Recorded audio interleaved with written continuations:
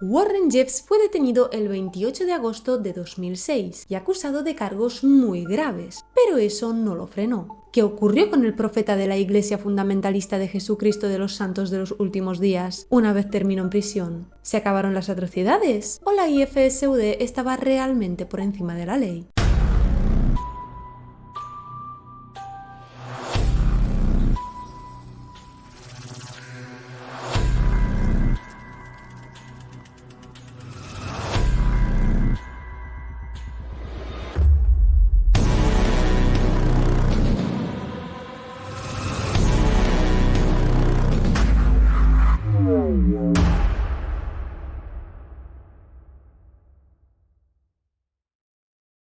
Hola mis bellas criaturas, ¿qué tal? ¿Cómo estáis? Bienvenidos un día más al canal, yo soy Florislava y hoy os traigo la segunda parte sobre la secta de Warren Jeffs. Si no habéis visto la primera parte, os la dejo por aquí. Voy a estar haciendo muchas referencias al vídeo anterior, así que os recomiendo verlo primero y luego veniros a este.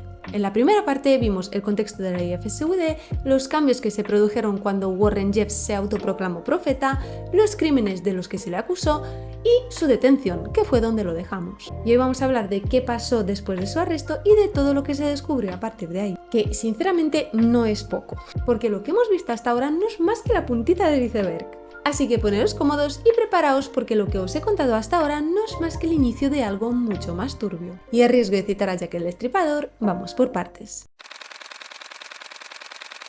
Tras detener a Warren, lo ingresaron en la Purgatory Jail de Nevada. La testigo principal era, obviamente, Elisa, la chica que presentó la denuncia, aunque la identificaban como Jane Doe 4. Todo se manejaba con seudónimos para proteger su identidad. El 13 de septiembre de 2007 se celebró el juicio. A las puertas del juzgado había equipos de televisión, policía, unidades SWAT e incluso francotiradores apostados en las rocas. La defensa alegaba que perseguían a Warren por una diferencia de ideología, pero el fiscal dejó claro que sus creencias religiosas les daban igual. Lo perseguían porque había permitido el abuso a menores. Elisa describió los hechos que ya os conté en el vídeo anterior, cómo la obligaron a casarse en contra de su voluntad, pese a que se lo expuso a Warren en repetidas ocasiones, y cómo también su marido, que además era su primo, la forzaba a mantener relaciones, y que cuando lo denunciaba a Warren, este siempre le respondía lo mismo, que debía volver a casa y obedecer a su marido y punto.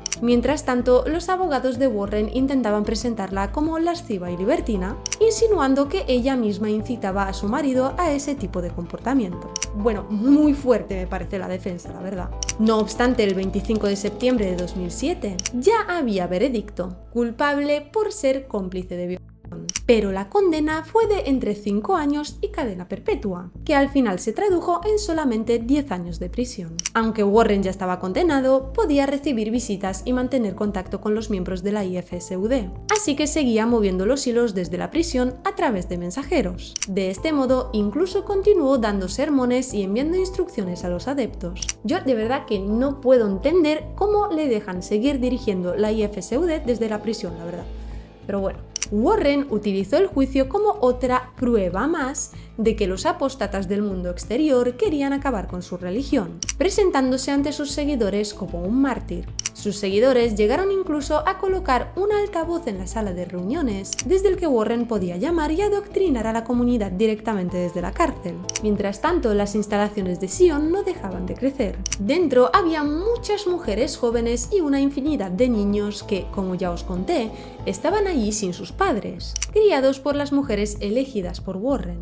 Ante esta situación, las autoridades decidieron seguir vigilando la comunidad e investigar todo lo que pudieran para averiguar si estaba ocurriendo algo más en su interior y cortar de raíz cualquier rastro de delito. El 3 de abril de 2008 recibieron la llamada de una mujer. Había contactado con los servicios de protección de menores para alertar sobre una chica de 16 años que ya era madre, estaba nuevamente embarazada y afirmaba haber sufrido abusos y maltrato. Las autoridades acudieron de inmediato para comprobar el estado de la menor, pero los miembros de la IFSUD empezaron a darle conversaciones largas durante toda la noche. Les permitían interrogar a una chica y después les hacían esperar durante horas antes de traer a otra, alargando el proceso deliberadamente para hacerles perder el tiempo. Sin embargo, mientras interrogaban a las chicas, durante esas largas esperas entre una y otra, empezaron a hurgar en los papeles del despacho donde se encontraban y encontraron varios diarios de las jóvenes. Muchas de ellas todavía iban a la escuela, pero ya escribían sobre estar embarazadas. Mientras tanto, la policía intentaba rastrear el origen de la llamada. Cuando finalmente lo consiguieron, descubrieron que se trataba de una llamada falsa de una tal Rosita Swinton, una mujer de Colorado con antecedentes de denuncias falsas. Pero llegados a ese punto ya daba igual. En la comunidad encontraron montones de pruebas de embarazo de menores, suficiente evidencia para poder acusar a Warren de delitos mucho más graves. Se consideró que los niños que se encontraban en Sion estaban en grave peligro, por lo que el 4 de abril de 2008, la mañana siguiente a descubrir las pruebas, llevaron a cabo una gran operación. La policía se presentó en el rancho y lo rodeó por completo. Trajeron varios autobuses para trasladar a los niños y a las chicas menores, que resultó que no querían irse por voluntad propia. No obstante, el juez ordenó que se los llevaran de todos modos, y así se hizo. De cualquier modo, aquella no fue la primera redada a la IFSUD. Ya había ocurrido una en 1953, en la que arrestaron a 36 hombres y 86 mujeres y evacuaron a 263 niños en autobuses. Por aquel entonces, la revista Life mostró imágenes de las familias separadas y sufriendo, lo que influyó negativamente en la percepción pública sobre la decisión de las autoridades. Y seguro que Warren ya era consciente de eso, y por eso diseñó su siguiente estrategia: hacer que sus seguidores volvieran a aparecer en los medios generando lástima. Cuando la IFSUD decidió dar pena, salían por la tele diciendo que les estaban destrozando las familias, buscando que la gente empatizara con ellos. Muchos, sin embargo, ni siquiera entendían realmente lo que pasaba, pero acataban la estrategia que el profeta les había recomendado adoptar desde prisión. Warren comenzó a designar personas para que salieran en los medios, y así usar los medios a su favor. Por todas partes aparecían mujeres con esos vestidos monocolor, dando entrevistas y saliendo en programas, todo con cara de pena. Llegaron incluso a salir en el programa de Larry King, diciendo con una voz muy dulce que nunca habían visto a una menor casarse con un hombre mayor. Lo curioso es que en ese mismo programa, una de las mujeres que hablaba fue identificada en fotografías posteriormente que se encontraron en el complejo, acompañando a una chica de 14 años a dar a luz. Pero bueno, todo esto estaba muy bien, pero nadie hablaba de que Warren Jeffs se había llevado a los niños lejos de sus padres para entregarlos a otros padres, y que muchas de las mujeres que lloraban por sus hijas ni siquiera eran las madres biológicas. Para solucionar ese problema, por si alguien pedía hacer pruebas de ADN, el 7 de abril de 2008 empezaron a presentarse en Texas las madres biológicas para reclamar a sus hijos. Fue en ese momento, por cierto, cuando todas descubrieron dónde estaban sus hijos, porque hasta entonces Warren, antes de verse acorralado, no pensaba iluminarles con esa información. Los abogados que pagaba Warren les decían claramente a esas mujeres que debían mentir. ¿Y qué es lo que debían decir exactamente? Ah, pero espera, la mentira no era pecado. Ah, no, que es lo que le salga de los huevos a Warren cuando él quiera, es verdad. Los niños no entendían nada, porque llevaban mucho tiempo sin ver a sus madres biológicas y estaban completamente confundidos. Algunos ni siquiera las reconocían, ya que habían pasado varios años. Y recordemos que algunos Warren se los había llevado cuando tenían tan solo 2 añitos y no habían visto a sus madres desde entonces. La imagen pública era la de policías armados enfrentándose a mujeres vestidas con ropas anticuadas y a sus hijos pequeños, algo que resultaba muy beneficioso para la IFSUD. Incluso Oprah Winfrey apareció para hacer un reportaje. Los altos cargos de Texas decidieron dar la espalda al caso porque era demasiado polémico y mediático, y no dejaba a las autoridades en buen lugar. Así que el 29 de mayo de 2008 se decidió devolver los niños a sus padres. Pero no iban a dejarlo allí. Sabían que algo turbio estaba pasando y querían llegar al fondo del asunto. Empezaron a investigar más a fondo, buscando escondites de Warren, y de repente se les ocurrió contactar con Rebecca para ver si podía ayudarles a encontrar algo o si sabía de algo que arrojara luz sobre el caso y destapara a Warren. ella les contó que en algún lugar sabía que había grabaciones ocultas, porque cuando estaba casada con Rulon había oído en más de una ocasión que existía una sala secreta donde se guardaban todo tipo de grabaciones. La policía decidió traer a Rebecca y a Elisa a Texas y las llevaron directamente al rancho de Sion, al templo. Lo que ocurría dentro de ese templo siempre se había mantenido en secreto. Solo unos pocos adeptos podían entrar y únicamente si el profeta así lo permitía. Escudriñaron el lugar a fondo y en la cuarta planta, que era completamente blanca, encontraron una puerta en forma de arco cubierta con cortinas. Detrás había una habitación con una cama enorme, elevada como un altar, a la altura de la cintura, toda blanca. Vamos, que ya os podéis imaginar para qué servía esa cama y por qué estaba a esa altura, ¿no? En el sótano, en la parte trasera, había una cámara acorazada que no podían abrir así como así. Pasaron horas martilleando y probando de todo hasta que finalmente consiguieron entrar. Y dentro encontraron todas las grabaciones de las que les había hablado Rebecca, además de ordenadores, USBs, memorias externas, fotos, y muchas de esas fotos mostraban a Warren con menores. En las grabaciones aparecía Warren contando a sus esposas cómo debían tocarse. También hacían encuentros grupales, ya sabéis a lo que me refiero, muchos con niñas de hasta 12 años. Todo en nombre de Dios, por supuesto. Y él les decía cosas como: si no sonríes es que no quieres estar aquí, obligándolas a sonreír. Básicamente, todo el rato les hacía creer que Dios las rechazaría si se negaban a satisfacerlo sexualmente. También había una grabación con una niña de 12 años, Mary Ann, donde se oía cómo Warren abusa de ella mientras sus mujeres lo presencian, haciéndolas cómplices para que estuvieran calladas. En nombre de Dios, por supuesto. De hecho, lo llamaba sesiones celestiales. Y les preguntaba si sienten a Dios mientras abusaba de ellas. Es que es tan asqueroso este tío que de verdad no puedo con él. También hallaron las instrucciones que Warren había dado para construir aquella cama peculiar que mencioné antes. Especificaba que debía ser lo suficientemente grande para que él pudiera tumbarse sobre ella y que el colchón estuviera cubierto con plástico por lo que pudiera suceder encima, literalmente. Además, encontraron pruebas de que él era plenamente consciente de que lo que hacía estaba mal. Él mismo escribió en uno de sus diarios en 2005: si el mundo supiera lo que he estado haciendo, me colgarían del árbol más alto. En julio de 2011 volvieron a llevar a Warren ante un juez, ahora con todas esas pruebas en su contra. Mostraron las grabaciones al jurado en Texas y le acusaron de cargos de agresión sexual contra una niña de 15 años y otra de 12, que fueron las que se pudieron identificar.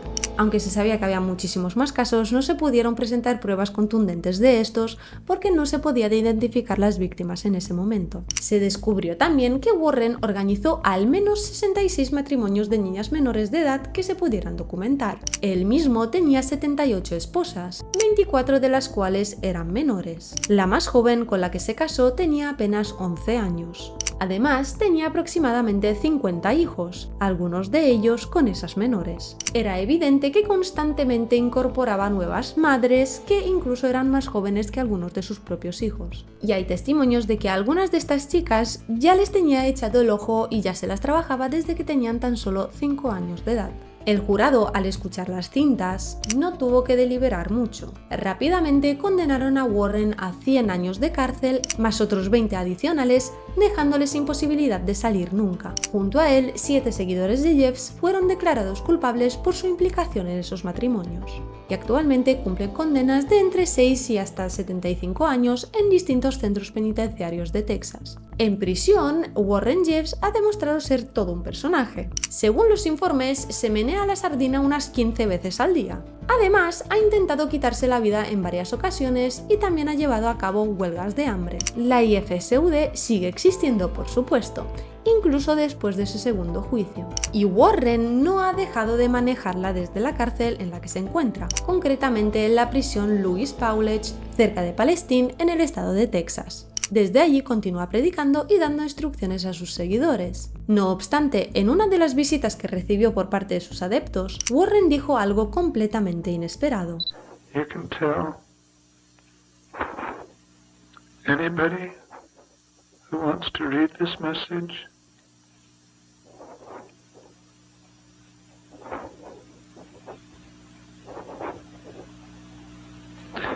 or see the video that they can see it.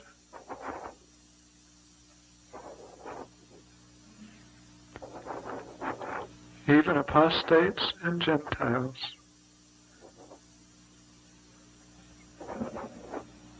That they may know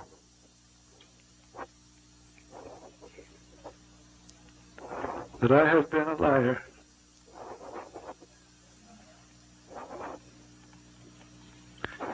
And the truth is not in me.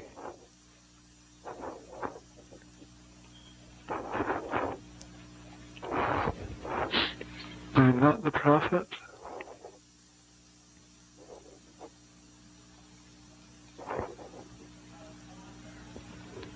I never was the prophet. You are the prophet. Just a minute. The Lord's still dictating.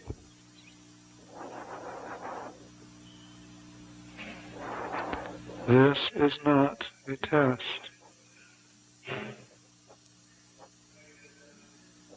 This is a revelation from the Lord God of heaven.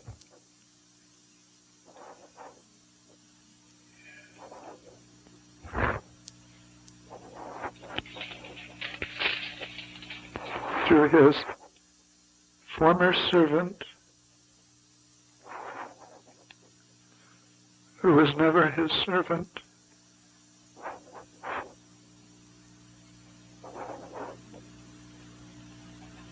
who is dictating these words at this time.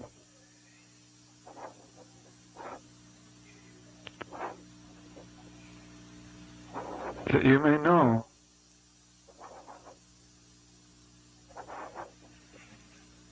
this is not a test.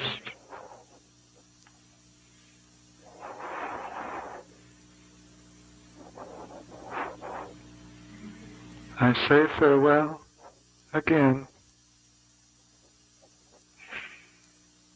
to all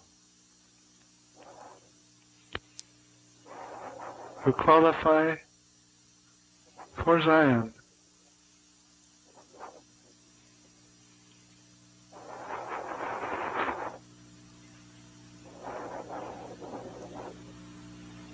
Farewell.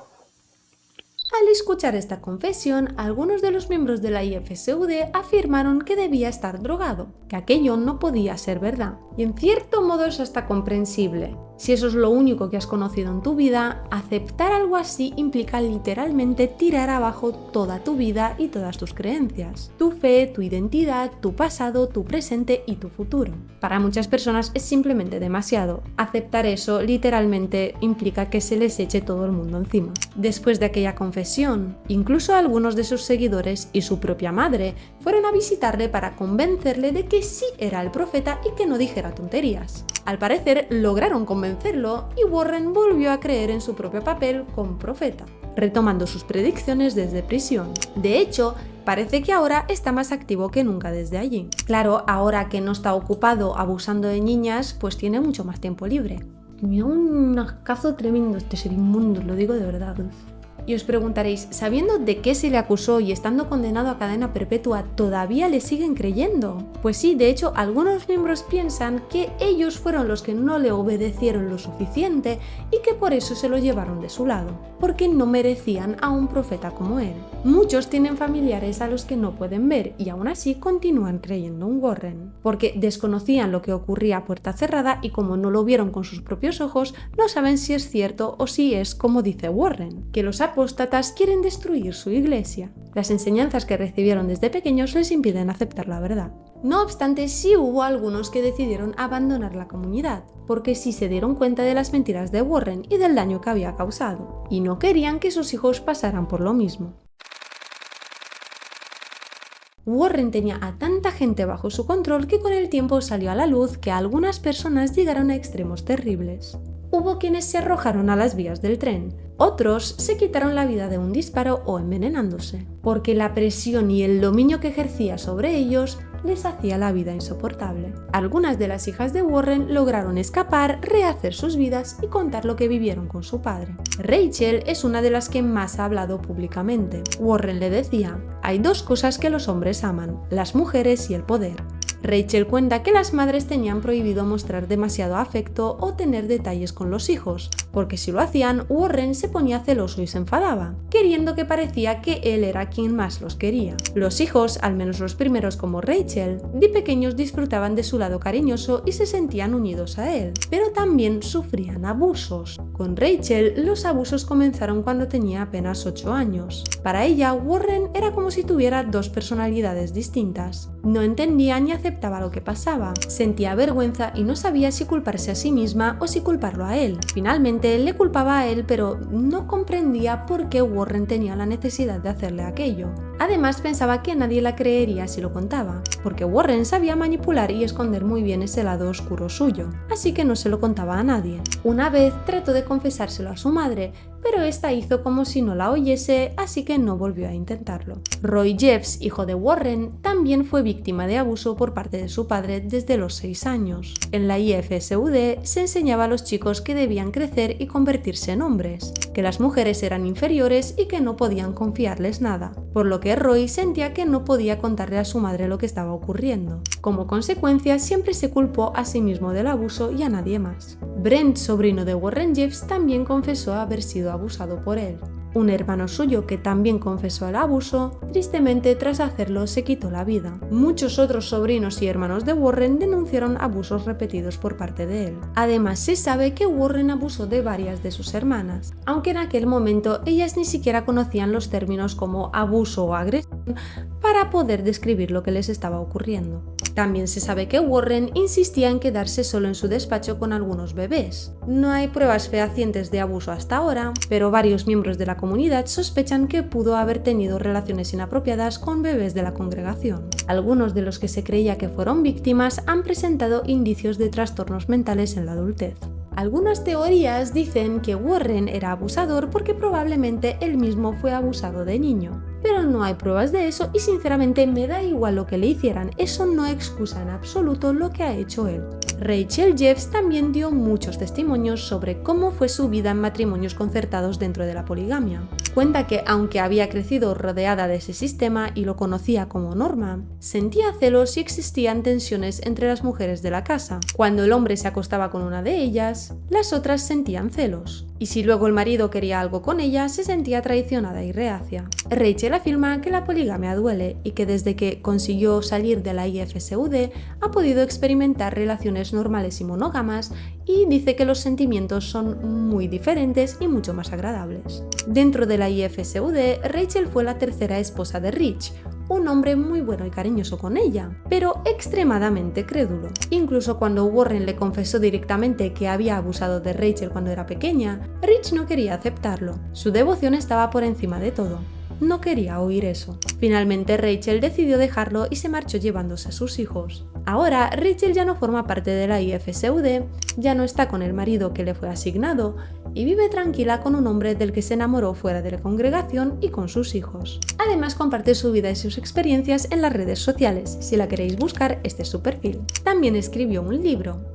Y hay otro libro escrito por Elisa Wall, la chica que llevó a Warren Jeffs ante el juez, que relató sus vivencias dentro de la IFSUD en su libro Stolen Innocence, que os sonará si habéis visto también el vídeo que hice sobre el caso del secuestro de Jan Brover, que os dejo por aquí, porque ella también escribió un libro con su madre que también se titulaba Stolen Innocence, pero son dos libros completamente diferentes. Sarah Thompson, otra de las hijas de Warren Jeffs, relata que su padre se volvió mucho más estricto poco antes de darse a la fuga. Prohibió cualquier tipo de juego o diversión dentro de la IFSUD porque creía que estaba perdiendo el poder. Incluso estando encarcelado y antes de que Sarah abandonara la secta, Warren intentó que se casara con el marido de su hermana Rachel, a quien Rachel había dejado para salir de la comunidad. Aparentemente, incluso desde prisión, Warren enviaba mensajes a sus hijas cuando eran pequeñas, diciéndoles cosas como: he soñado que hacíais esto, así que ahora estáis castigadas. Aunque no hubieran hecho nada en realidad, las encerraban y las castigaban igual. Las chicas llegaban a preguntarse si tal vez podrían haber hecho esas cosas dormidas, porque no recordaban haberlo hecho, por lo que trataban de mantenerse despiertas pellizcándose para así no dormir y evitar castigos. Además, durante esos castigos las encerraban y apenas les daban de comer. Con el tiempo se descubrió que la IFSUD también tenía lo que llamaban casas apartadas, donde Warren llevaba a aquellos que no le obedecieran para aislarlos y doblegarlos más fácilmente. En esos lugares incluso llegaban a drogarlos y Warren exigía que se hiciera así desde la cárcel si le reportaban comportamientos que no aprobaba. O sea, básicamente os estoy diciendo que este hombre está en la cárcel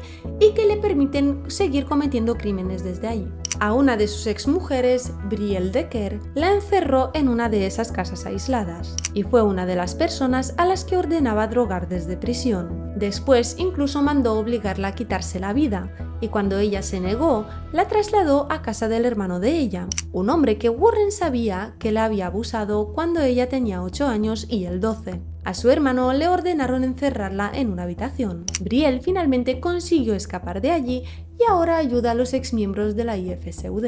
Dirige un centro llamado Dream Center para personas que han escapado de sectas, ubicado en la mismísima casa de Warren Jeffs. Jaden Jeffs, otro de los hijos de Warren, actualmente tiene un podcast y un canal de YouTube. Os lo dejo por aquí. Incluso ha traído a algunas de sus hermanas para entrevistarlas. Tiene vídeos como Mi padre tuvo 78 mujeres, te explico el porqué, Halloween en una secta, El día del padre pero tu padre es Warren Jeffs o La verdad sobre Warren Jeffs por su hijo. Os recomiendo mucho echarle un vistazo si queréis profundizar un poco más en este tema y escuchar los testimonios de los hijos de Warren de primera mano. Desde que Warren está en prisión, continuaron echando a chicos que se fueron uniendo a los chicos perdidos. Esto ocurría porque, tras acusar a Warren de graves delitos, muchos dejaban de creer en él, así que eran expulsados incluso por sus propias familias. El sentimiento de culpa se intensificó. Muchos miembros de la IFSUD se reprochaban haberse quedado de brazos cruzados mientras esto ocurría, y otros, de forma más irracional, se culpaban de no haber sido lo suficientemente fieles para evitar que su profeta fuera a la cárcel. En las propiedades de la IFSUD se ha descubierto un cementerio exclusivamente de bebés. Este lugar existía porque muchos matrimonios eran entre personas con distintos grados de parentesco o entre hombres mayores y chicas adolescentes, cuyos cuerpos no estaban preparados para el embarazo. Como consecuencia, se producían muchos abortos y muertes al nacer, por lo que se destinó este cementerio mayoritariamente a bebés que ya habían nacido muertos. En 2014, algunos exmiembros de la IFSUD, junto con personas que les ayudaron a abandonar la secta, abrieron un nuevo colegio público en Short Creek sobre el que la IFSUD no tiene control. El objetivo era ofrecer una educación real a quienes aún eran miembros y poco a poco mostrarles que hay algo más allá de lo que conocen. Comenzaron con 200 niños y al año siguiente llegaron a 600. Son las propias familias quienes deciden inscribir a sus hijos en este colegio después de todo lo que ocurrió con Warren. Algunos exmiembros incluso se han mudado de nuevo a Short Creek para brindar apoyo, recuperar la ciudad y ayudar a reintegrar a los jóvenes en la sociedad. En 2015 se descubrió que incluso desde la cárcel, Warren ideó un programa llamado Los Portadores de Semillas. Según él, había recibido una revelación sobre ello. Les decía a los hombres de la comunidad que ya no estaban casados y que no podían tener contacto físico con sus esposas, más allá de un apretón de manos de no más de 3 segundos. Vamos, que a pesar de estar encarcelado, seguía siendo celoso y envidioso.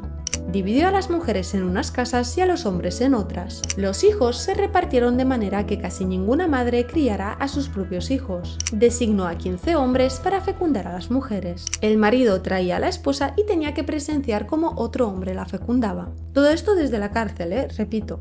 A la mujer le ataban las manos y los portadores de semillas llevaban una bata blanca y una capucha que ocultaba su rostro, dejando visible únicamente su miembro. Una vez nacía el bebé, lo entregaban a alguien que no fuera ni su madre ni su padre biológico para criarlo. Según Warren, esos bebés eran los hijos de Dios, parte de un plan para preservar solo líneas de sangre dignas. En fin, otro nivel de manipulación y control extremo. Vamos, que ya no sabe qué más hacer para darle la vida a la gente. En 2016, un jurado dictaminó que la policía de Short Creek era culpable de discriminación religiosa. El 85% de las tierras que pertenecían a Warren se han devuelto a sus antiguos propietarios privados. Y en 2017, un juez de Utah ordenó a Warren Jeffs pagar a Elisa Wall, la chica que le llevó a juicio, $16 millones en daños.